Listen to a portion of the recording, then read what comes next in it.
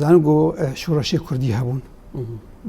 بریا روزنامه‌ای هبون وقع عبد الله النهاری و أنا هبون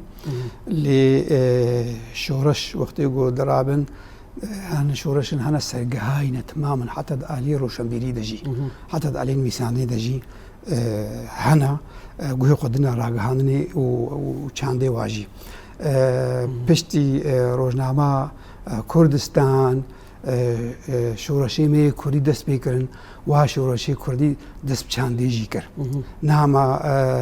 راج نچک نرخی مجوانارا و احمد چیاوادا یان شر کرن و برخدانی کرن نه راج نپینوسیجی مینا جوانا شورشا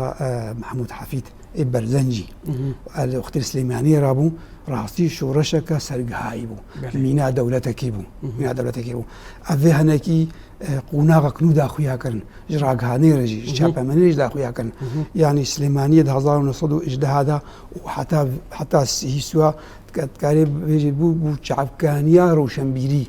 بچندا روزنامه دور هات نوشاندن مینا گوار روزنامه کردنوی بلکی یابی بخوجی بو کردنوی روزنامه امید استقلال ضد ماوین هذا سليماني هذا وشاندن يا بيشكوتين 1920 او ضد ماوين هذا بوم يا روجي كردستان 1920 او ضد ماوين هذا سليماني بوم يا جيانوي على حسابات يا جيانوي 1924 ادبركي عين بردك خوشي بوم يعني وي وقت بيجي تم يعني جدارين ديروكيين كو افرج ما اشورشي واناوي لا بيجوها بيجوم هو اللي يكون يسرق مكاري بيقول والحاسد دماين هذا بيشتريها بينابهم ويقوناغي داخو يا كرنجو إذا شعبماني قشبوها إذا تشكل بارشة كردستان جهات كان شخص قوناغا بيش روزنامة كردستان بو سردمانة توا أمزانا